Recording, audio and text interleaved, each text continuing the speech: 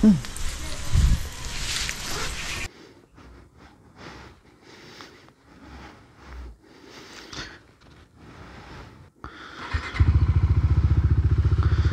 guys, bye Wigo. Si Wigo naman nandyan ngayon. Nilinis ko yan. Wallet check, cellphone check.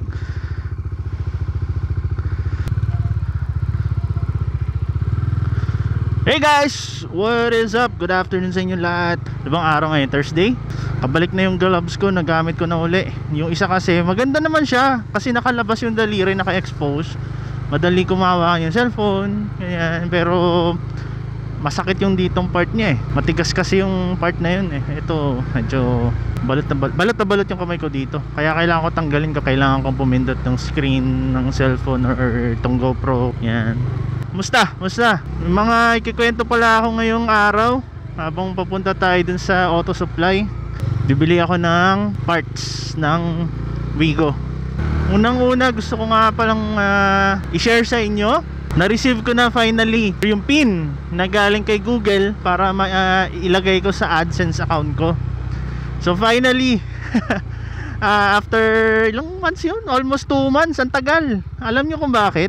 Una, pinasend ko siya sa permanent address namin, which is sa bahay ng parents ko, kasi doon naka-register yung mga IDs ko eh. Kaso hindi siya dumating, so pinaresend ko uli siya. Ginamit ko na yung present address ko. Kaya kabahan pa nga ako kasi turning 3 weeks na, wala pa din. Nagulat na lang ako nitong Monday, bigla na lang may kumatok. And yun, yung kartero dumating din sa wakas. Bago ko siya pinaresend, punta muna ako sa postal office ng Bacoor, which is sa City Hall. Centralized kasi pala dito sa Bacoor eh. Lahat ng mga letter doon pupunta. Would take a day before mong malaman kung may letter na naka-receive. So may mga tao doon naka-assign bawat location siguro. Sila magche-check kung na-receive mo na or hindi. Yun, so iningi lang ng details ko. Medyo unproductive ngayon nangyari kasi akala ko meron akong makuha details. Ang usapan pa namin, te-text ako para i-inform kung meron na receive or wala, which is the next day. Wala. After nun, nag-request ulit ako panibago and finally na-receive ko. So nung na-receive ko siya, iba feeling ko, parang isa na akong ganap na na vlogger.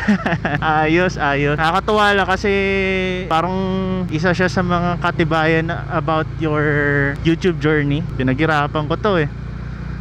So saan nga pa tayo pupunta ngayon? Pupunta tayo ngayon sa isang auto supply para bumili ng parts ng Wigo. Filter lang naman, air filter tsaka cabin filter. Ang tagal na niyang hindi na may maintenance. 35,000 yung huling maintenance ko sa kanya. Tapos pinahiram na namin dun, mabot ng 50 plus. Walang change oil. Naawa naman ako dun sa Wigo namin.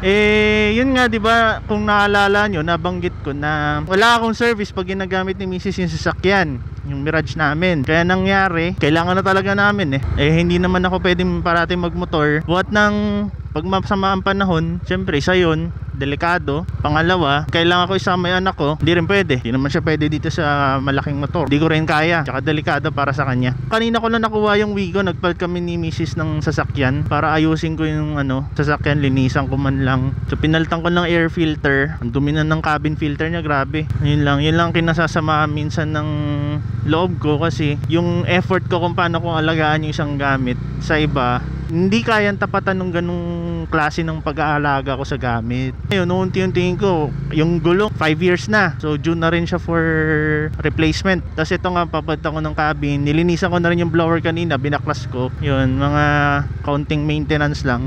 May konting tira pa din tsaka nagmarka na yung marka ng usok. Si kuya nandito sa pinaka counterflow. Ay, traffic yun naman. Pag nakakita akong traffic, parang gusto ko na lang umuwi. Yung pala mga nagagawa ko. Tapos kanina, minash ko siya kahit masama pa noon. 2 beses ko sinabon. Mahalaga sa akin yung sasakyan na yun kasi yan yung pinakauna naming biniling mag-asawa. Kaka 5 years pa nga lang niya tapos na awan ng Diyos. Ayoko naman lang kung kailan tapos, kakatatapos pa lang.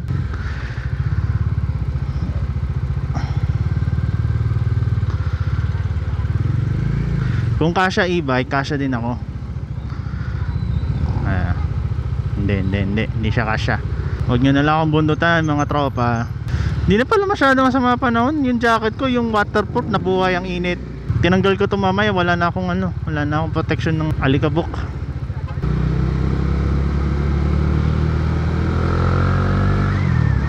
Withdraw muna tayo ng cash kasi baka mamaya yung auto supply walang card. Ay, mali pwesto ko. Baka may mag U-turn pala rin eh. Nakaharang na naman ako. Ayaw pa magpadaan. Ito na lang ako, medyo bigat.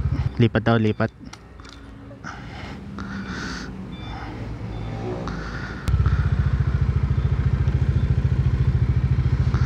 Ano sasabi ni Kuya Guard kung nakita ka daw siya?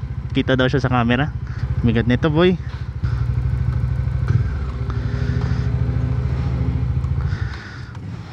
Tayo na't mag-withdraw.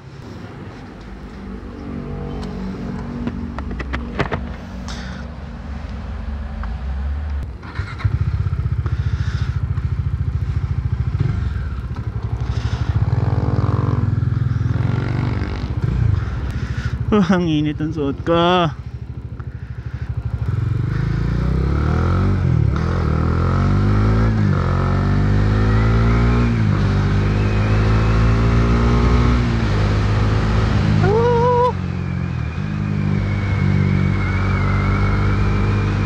Banda na tayo sa auto supply. Yun lang ang lakad ko for today. Para ipalitan ko muna pansamantala yung Wigo. Tapos saka ko na siya papa-change oil pag nagka-budget ulit.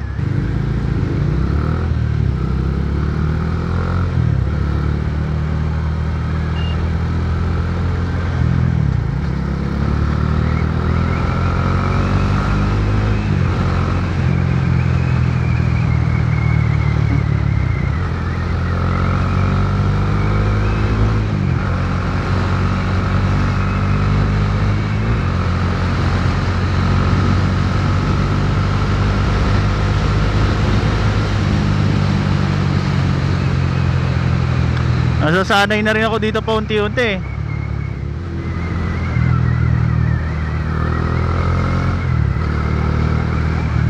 Naku, yung jeep.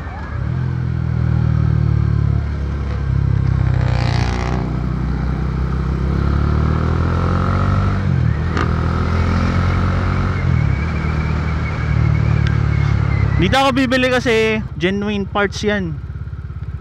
Yan o, Toyota. Diba?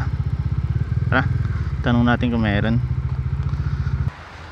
Good afternoon po. Meron kayong cabin filter pang Wigo? Meron. Tsaka air filter? Okay, sir. Ano ba yun? 2019? Yung facelift?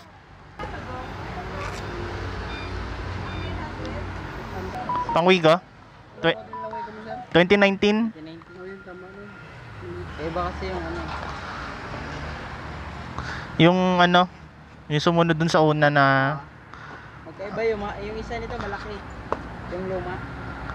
Okay. Magkano yan, boss? Ano lang, sir? 700. Original naman yan, boss, no? Replacement. Yung yung air.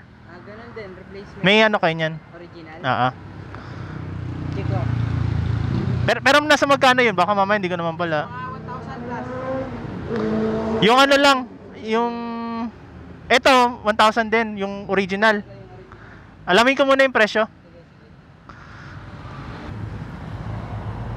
Kayo na, umuulan ngayon, mainit. Nasa mga 930, sir. Ganito. Sige. Original lang. Oo, parehas original na. Ganito. 1,750. Ano yan, cabin? Sige. Original lang, sir. Oo.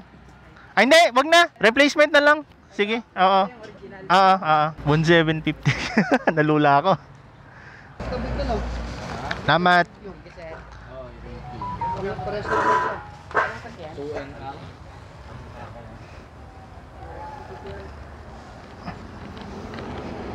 Yun guys. Kabili na tayo. Nalula lang ako sa presyo nung sa presyo nung cabin filter. Medyo mahal pala. Hindi ko na muna tinalak. Yeah. Yan na yan. Nasa 950 yung original na air filter. Yung cabin nasa ano, lagay ko na lang dito, nalimutan ko agad.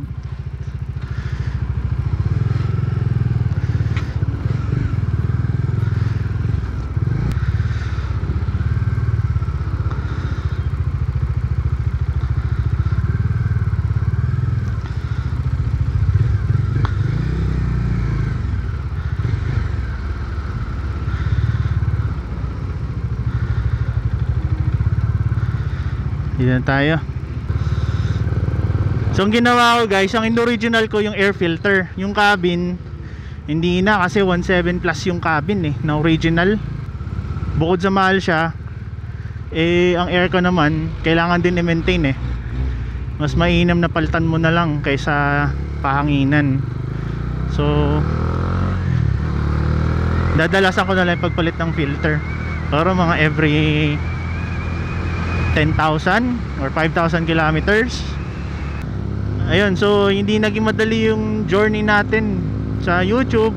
Unang-una yung requirements na kailangan nating i-meet, kasi ang kailangan i-meet is 1,000 subscribers tsaka 4,000 watch hours maaga ko na-meet yung 4,000 watch hours. Siguro mga June na-meet ko na siya. And then October ko na-meet yung 1,000. Medyo matagal-tagal yung span. Aside from that, gaya ng mga sasakyan na nagkaroon tayo, tapos kailangan natin benta, 3 yung binenta natin. Dahil ganda leche-leche tayo sa sa totoong buhay, kailangan natin na magsimula uli. Ayun, basta gusto ko lang sa inyo magpasalamat kasi nakinig kayo, nanood kayo ng mga videos natin. Kaya yung mga comment, syempre sa lahat ng mga nag-comment, good or bad comment, maraming salamat pa din. Although may mga comments tayong medyo nasaktan tayo, pero part yun ng ng growth natin, kaya I take that as a challenge, diba? Yan, kaya pansin nyo, hindi ko siya minomoderate, except na lang syempre kung foul na yung mga words. Yan, so far wala namang foul words akong nakukuha. Awa lang Diyos, thank you. Pero yung mga nagko-comment sa atin na kinupon na tayo, hindi ko naman siya tinitingnan as negative. Mostly yung mga nagbibigay sa akin ng feedback na ganito, ganyan, I take that as a learning opportunity sa akin. Ayan sila naniningil.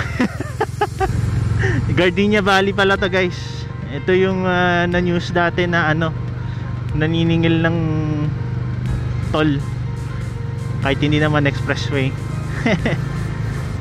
Anyway, ayun, dito ko natatapusin tong video na to. Kung hindi ka pa nakasubscribe sa channel ko, please do the honor to press the subscribe button and like the video as well. Walang sawang pasasalamat. This is POPPA signing off.